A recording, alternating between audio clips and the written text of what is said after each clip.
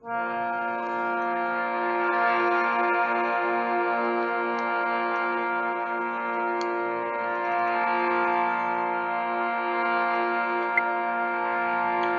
a mais um vídeo do canal Saber Cotidiano, dando continuidade às nossas explanações e discussões sobre a questão do antropoceno, e especificamente com base no que Latour nos traz sobre suas contribuições de Gaia e toda a concepção que ele faz da relação entre ciência e política. É importante dizer que Latour ele está muito envolvido com essa questão desse tema, né, do meio ambiente, da natureza, após uma guinada que ele deu nos estudos de ciência e tecnologia. Ele acabou indo para essa parte, né, continuando a ter contato com os cientistas, mas mais para essa discussão entre ciência e política. E por que isso é tão importante da gente acentuar? Porque por um bom tempo, né, até a própria divisão entre ciências humanas e ciências naturais provocou um cenário no qual as ciências naturais elas estavam meio que apartadas da discussão política, né? E Latour vai chamar a atenção como isso acaba sendo prejudicial, né? Porque o fato de os cientistas naturais acharem que conseguem resolver todas as questões climáticas sem politizar a natureza é uma falácia.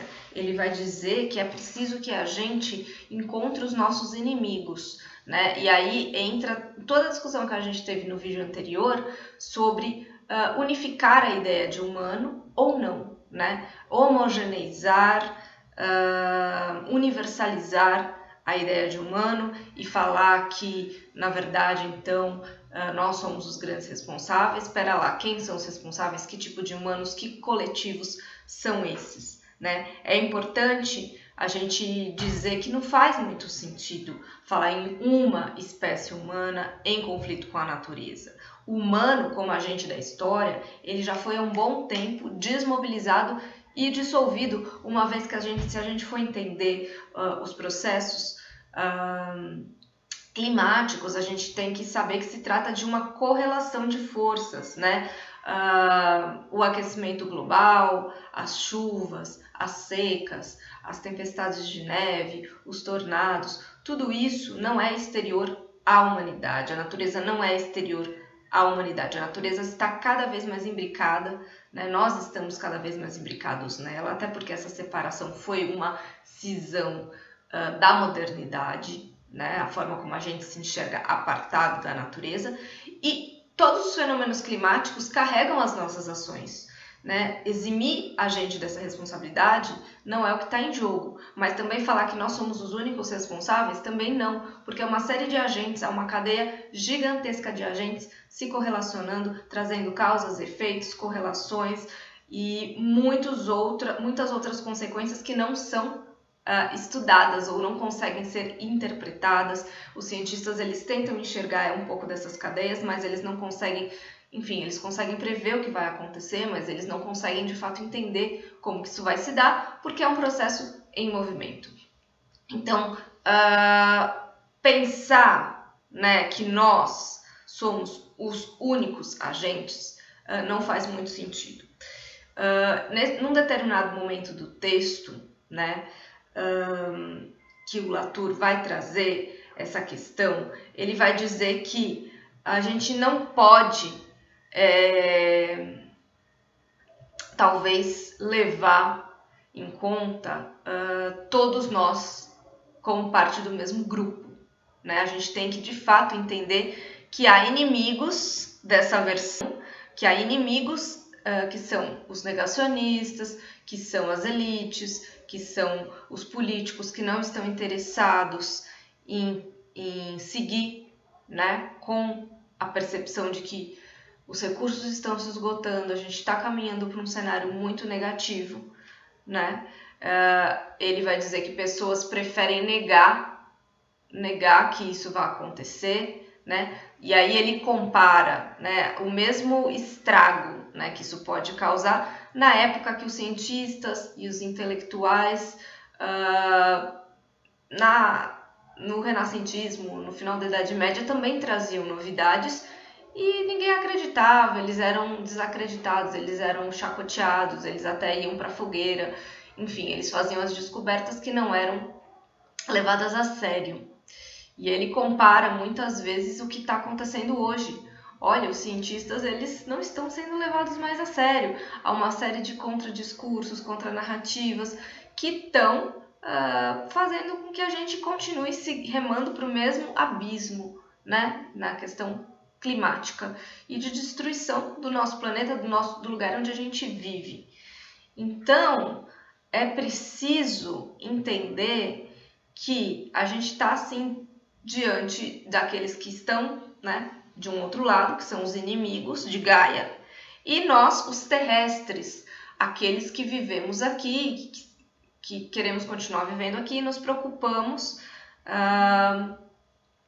mas ao mesmo tempo isso não significa que a ideia de terra ela pode ser apreendida por um agente específico. A gente reduziu muito essa ideia de terra a um agente específico, isso é muito prejudicial. Outra coisa é chamar de globo, é chamar de planeta Terra, globo.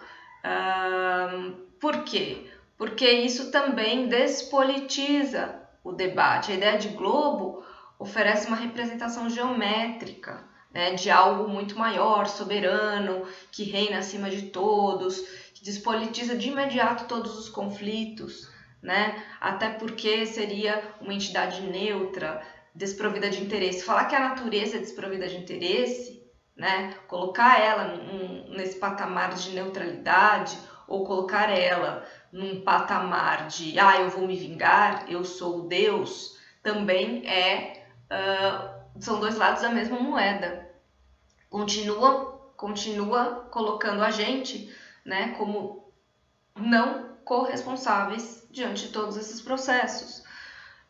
Ou o conflito vai ser resolvido porque Deus quis e porque o mundo vai se explodir e assim foi, por um lado do discurso, ou o conflito vai se resolver por si mesmo, porque a Terra é neutra e ela vai se autorregular, ou a gente assume de fato que nós somos corresponsáveis e nós estamos contribuindo para essa destruição, nós estamos contribuindo para esse triste destino ao qual estamos caminhando, né? E não adianta querer colocar uma única autoridade política, científica, para resolver tudo isso. Estamos todos no mesmo barco, estamos todos de mãos dadas, uns remando mais a favor, outros contra, uns seguindo um caminho, outros seguindo outro. Somos diferentes culturas, diferentes etnias, diferentes maneiras de ver o mundo, mas todos estamos aqui, no mesmo barco, né? E há povos dispersos, né? Cada um com as suas potências de agir, de acordo com seus cosmogramas, com as suas visões de mundo específicos, e que estão fazendo coisas diferentes, né?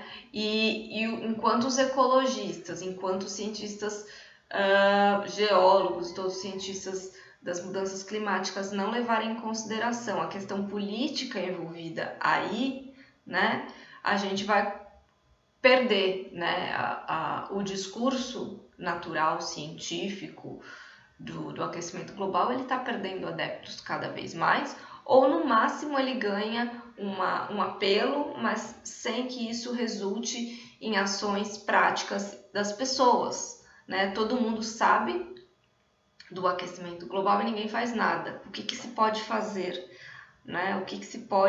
Como se pode contribuir para frear este processo? E a primeira coisa, vai dizer Latour, é a gente desmobilizar o humano, né? E enxergar os inimigos.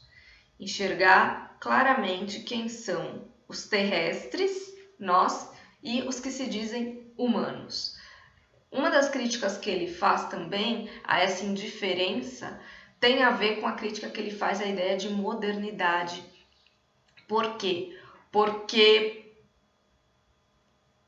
na visão de Latour, né, acho que aqui nem cabe a gente discutir a questão dos países do sul global, ou os países que foram colonizados, porque a gente enxerga a questão do moderno a partir de outras perspectivas, e a questão do moderno nunca se instaurou de fato aqui, muito mais como utopia e uma releitura talvez da modernidade, mas enfim, isso é um papo de europeus para europeus ou estadunidenses, né? Pessoas que vivem nesses países e que em algum momento elas sofreram de fato essa mudança, né? Elas sentiram a chegada da sociedade moderna. E Latour vai dizer que depois da modernidade, eles acreditam que não pode haver outro tempo. Que simplesmente tudo que eles tinham que passar, o apocalipse que eles tinham que passar, eles passaram. E quando a gente propõe viver de outras formas, né? Voltar para a natureza, né? Esses discursos, viver mais conectado, levar em consideração os outros povos do mundo, né? Reduzir o seu consumo de água, evitar o desperdício de alimentos, tudo isto, né? Porque que sustenta de alguma maneira a sociedade moderna, é muito forte, né? E mudar esse modo de vida, esse modus operandi das sociedades europeias e estadunidenses e do norte, é muito violento a ponto de eles acreditarem que eles vão estar sendo usurpados, né? Porque eles já conquistaram a modernidade, eles já passaram por tudo de ruim. Aí chegou a modernidade, eles não acreditam que possa haver outro tempo, outros momentos, né? E que se possam ter outros modos de vida, uma vez que eles conquistaram a mudança de vida ao se tornarem modernos.